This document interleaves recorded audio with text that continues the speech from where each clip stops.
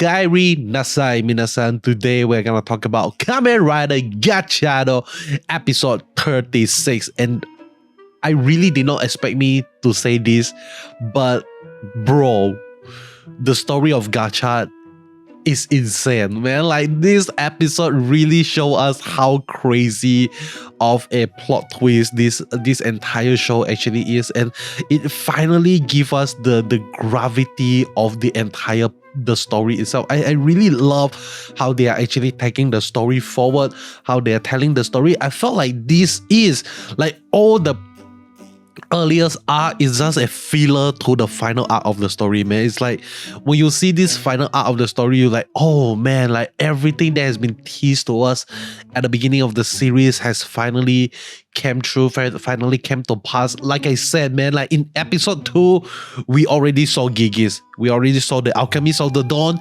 and they are bringing it back. They are bringing it a whole circle after 30 plus episodes not talking about the storybook. Right now, they bring it back. They bring it to the forefront and they show it to everyone. I think that is really, really fantastic. For us, that is like waiting every single week. Hey, who is that villain? Who is the demon? And who is the Alchemist of the Dawn? I feel like we are finally gonna learn the truth. Like whether or not the father of Houtarou, is it gonna be Gigis, or is the father of Houtarou gonna be the Alchemist of the Dawn? Okay, so with that being said, let us talk about episode 36 of Kamen Rider Gotchard, because it started out really, really dumb, but everything took a huge turn after the opening song. Okay, so it started out with Kyoka introducing Lakeshi again to the whole gang of the main cast, okay? So, and the main cast and the supporting cast. And the reason why they are gathered together is so that they can actually make Lakeshi laugh out loud from the bottom of her heart. So I think that is really, really interesting for us to actually get to see, because Kyoka said that in order for us to actually get to see her like becoming human, he is one of the core factor of a human, and that is being able to laugh out loud, being able to feel emotion. I think Kyoka is going to the direction of using emotion to actually make Lakeshi back into a human once again. So I think she needs a little bit of data, so we actually get to see the whole cast of Gotchard doing their best to make Lakeshi laugh. And at the end of the day, the one that actually did it is actually Houtarou, and obviously Hoppa won. You know, like just having fun, like lying on the floor and something like that. That is what make Lakeshi laugh mockingly towards our boy Houtarou itself, okay? But sadly, they did not invite one of the best character of the show to come and make Lakeshi laugh together, and that is Spana, okay? Well, I would really love to see what Spana would do to actually make Lakeshi laugh, okay? But then again, it is not really in his character to do something so stupid and useless, something like that. But then again, okay, anything is possible, anything can happen. I really, really love this first arc of the story, because it kind of reminds us of a lot of the different characters, what are they doing and what they're up to. And this is a perfect time for me to talk about something that I saw on Instagram itself, okay? And that is the Instagram of Lakeshi. So for those who are not following her on Instagram, her name, I think is Alisa something, I forgot already, but her name is Alisa, okay? And recently she posted a video, a short clip of her with short hair, and she looks amazing. She looks so adorable. Like, bro, like you think she's cute as Lakeshi, wait until you see her with short hair. That is like, wow, holy shit. But then again, I think this is, I'm not sure what could it actually mean, but my speculation is that maybe this is kind of like teasing us that she's gonna get a wardrobe change further down the line in Kamen Rider Gotchard, where we're actually gonna see her becoming a human, and then she's gonna rock a new hairstyle, which is the short hair, and it's gonna be fantastic. Hopefully we get to see that, but then again, whether or not we're gonna see that is quite debatable, okay? Because it's like, if Lakeshi actually does, you know, become human and did a little bit of wardrobe change, I don't think we are gonna see that really soon, okay? Maybe we are gonna see that in the summer movie, but we are not we are only gonna see that at the finale of Kamen Rider Gotchard itself, because is she gonna be able to help out in the fight if she become human? You know, you know what I'm trying to say, because in the previous episode we get to see her becoming Valvarat, and is she gonna be able to become Valvarat if she actually become human again in the future? Okay, so yeah, I think there is just one like question mark that I actually have. But the second thing I want to talk about, and that is like really, really interesting, it is the story of the Alchemist of the Dawn. Apparently, Alchemist of the Dawn is he created kind of like a golden flower where it is actually a spice where when everyone eat it, like everyone's gonna make it feel good, you know, make people feel happy and all those stuff. And Houtarou actually wanted to find that flower, to create that golden flower itself. So maybe I'm not sure, man. Like it's like we hear golden, and immediately my mind links back to the father of Atropos, and finally I remember his name, Glion. Okay, so Glion power is making everything into gold. So I'm not sure whether or not this is kind of related to Glion or not. Like is Glion the Alchemist of the Dawn here that we are actually talking about? And you know, like because he lived so long and his soul actually got corrupted, something like that. We are not sure. Okay, we are not sure, but we might actually see the golden flower making a return in the future. How is it gonna happen? Maybe with the help of Majet. You know, Majet is the genius alchemist and all those stuff, and she seems to be the only one that doesn't have anything to do right now. Like later I'm gonna talk about Spana with the black flame and Houtarou with the Nijigon egg. Like what about Majet though? Okay, like what about Majet? Like what is she gonna do? I think give her the role of creating the golden flower. I think that is gonna be the perfect thing for her to do. Okay, because like right now she's back to becoming a useless heroine with the ability to become a Kamen Rider. I really hope that she's gonna play kind of like take a leading role, or a more, you know, like forward role, something like that. I think it definitely gonna be more interesting if we do actually get to see that. But yeah, we are not sure how things are gonna go, but golden flower, remember that, is definitely gonna come back and play a really, really crucial role in the story itself. And we got another confirmation, and that is the fact that Gigis is indeed the demon that we saw in the book itself. The three-eyed demon is Gigis. She is out from the Ouroboros gate itself, so we are not sure why, like how is he able to come out.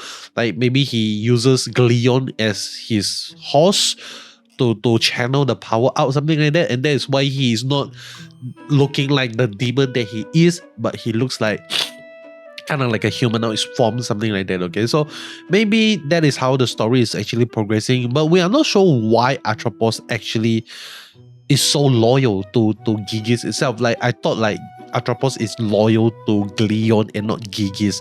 There has to be a reason. Maybe, hopefully we are gonna learn like further down the line, hey, actually Gigis is actually using the body of Glion, and that is what actually gonna make Atropos like into kind of like a frenzy. Is like, hey, don't use my body, like return me my father, something like that, and all those stuff, and that is gonna cause Gigis to have no one working for him, and everyone is just gonna be against him, something like that, because Atropos is definitely gonna side with Atropos. I mean, like Cloto is gonna side with Atropos.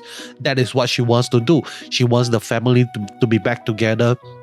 And if Gigis is the enemy, then she's gonna treat Gigis like the enemy itself. Okay, so very, very fantastic stuff.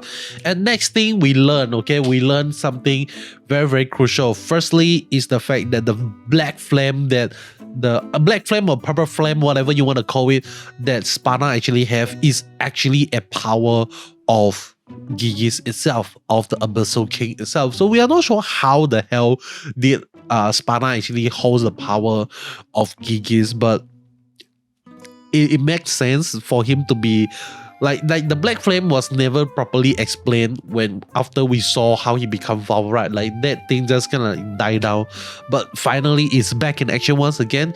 How much of a I'm not sure how much of a kind of like a story importance this is gonna make, or is this just gonna be a like something they mention and then they're gonna revisit in the future. Because like Gits, okay, Kamen Rider Gits has a lot of like spin-off, a lot of like extra story that we're gonna get. So maybe this Black Flame thing we are actually gonna touch on, not in the main series but in the future, okay, like outside from the main series itself. Maybe that is how things are gonna go. I'm not sure how much love Gotchard is gonna have, because right now we do actually have a lot of like weird spin-off from Gotchard. We got the like 3G class Gotchard spin-off, we got the Romeo and Juliet this extra episode, something like that, and we got the Abyssal Sister podcast, something like that. Okay, so really intense stuff. Okay, but next thing we need to talk about is how Houtarou actually come to find Time Lord itself. Houtarou was actually like on the way buying some avocado, and he actually found Time Lord. So when I saw this happening, the first thing that came into my mind is like, I don't think this is the first time that this happened, and this could be a loop. And Time Lord is trying to like hint at Houtarou, like, bro, don't do the same mistake, don't kill Scables. Because by the end of this episode, we actually get to see Scables turning all white. His soul left his body, something like that. So I'm not sure like whether or not like Time Lord is gonna play a part in like reversing time, resurrecting Scables or not, but hopefully not. Okay, like I really like how the story is progressing right now. It is dark, it is serious, and it makes sense for Nijigon to make an appearance. So the reason why I said that I love the story and like why, like how Nijigon is needed for the story to be good moving forward is because Houtarou doesn't have the ability to help the Chemy right now. If Gigis got their hands on the Chemy Cards, he's able to kind of like juice them out into pure alchemy, pure chemistry, and causes them to turn into Malgam itself. And that is gonna actually causes the Chemy to lose control, to become berserk, and the only way to stop them is to actually kill them, and that is gonna cause them to become all white, or like just turn them into a inanimate object, something like that. So I really love how the story is progressing, and I really love how after the fact that the Chemy was defeated, they actually turned white, and then they turned into an inanimated object at the end of the day, because it perfectly linked to something that I learned as a Christian from the Bible itself. Okay, so firstly, what we learn from the Bible is I'm just interject a little bit of like what I know regarding my faith into the story. Hopefully it's gonna like like open your eyes and open your mind a little bit, or like wow, this is interesting, something like that. Because one thing I learned from the Bible is that God created man from dust and dirt, something like that. Okay, so our body was created from dust and dirt, but after he created the body, human is just like still lying there. We doesn't have any life yet, but it is when God breathed his life into our body, that's what actually causes us to be filled with life, to be alive again. So with that in mind, like what we are seeing right now with Scables is like he got his life force got sucked out of him by Gigis. Like Gigis forces his life force to be, like his soul to come out from his body and manifest as a amalgam. And when he was defeated by Houtarou, his soul was destroyed, and he needed a new soul, and he needed a new life, he needed a new breath. And that's where Nijigon actually came in. Nijigon is the new breath that is gonna bring life to all the Chemys itself.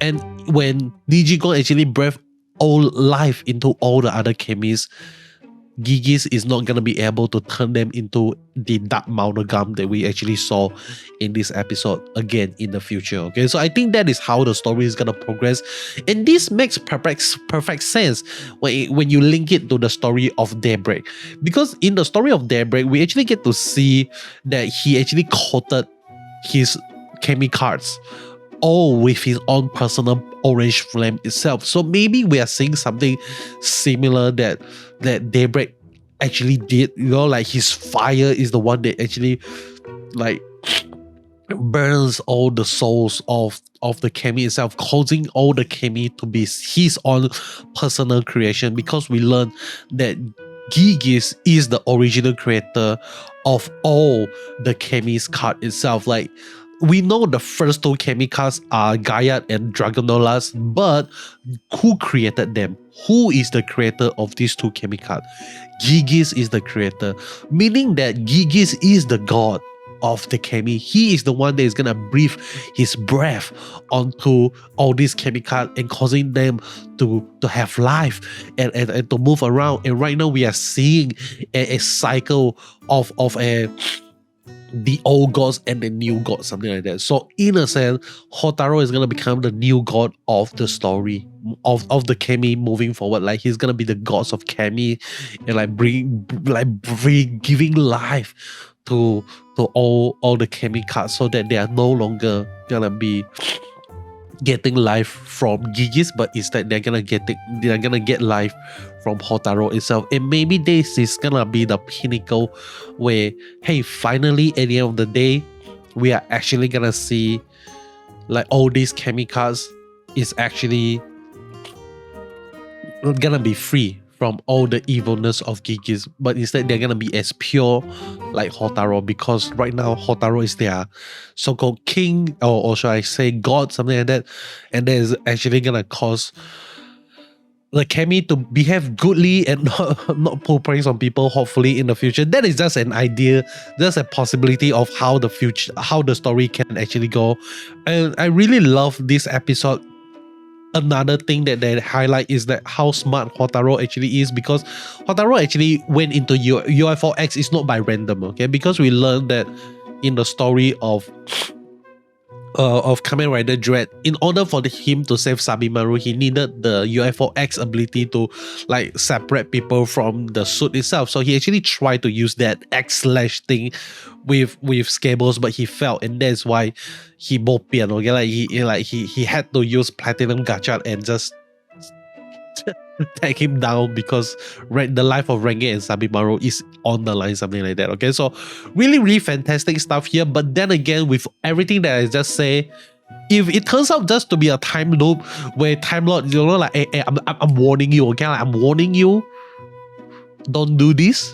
That is gonna be like, oh no, you know, like it's like, you know, like he's like trying to help.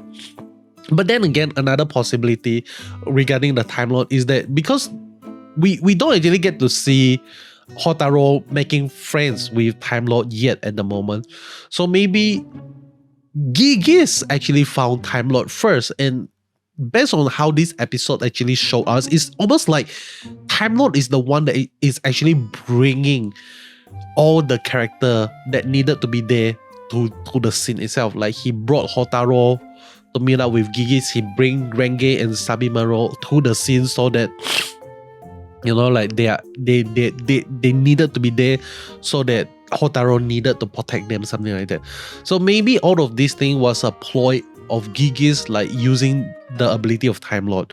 So maybe at the end of the day, we are actually gonna see the story where like Time Lord is gonna side with Houtarou, and then we're gonna see the loop restarted again. Maybe not, we are not sure, but it's gonna be really fun moving forward in the story, because every single episode right now is a countdown to the finale of Gotchard.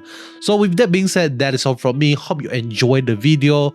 I really love Gotchard right now.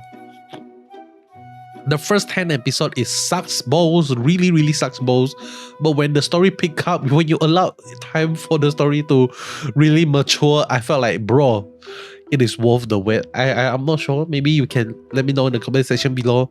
Like, is it worth it? Is it super dumb or like super cringy to say that. I'm not sure, okay? But lastly, I just want to give you a word if you made it this far into the video. And the word today is gonna be subarashi. Subarashi. S-U-B-A-R-A-S-H-I. Subarashi means good. Very, very good. Okay, so subarashi. I love this episode. I love how they started out the final arc with this episode by killing one of the famous like Chemy Cards, okay, like Skittles. So with that being said, that is all from me. Hope you enjoy, and I'll be seeing you guys in the next one. Goodbye.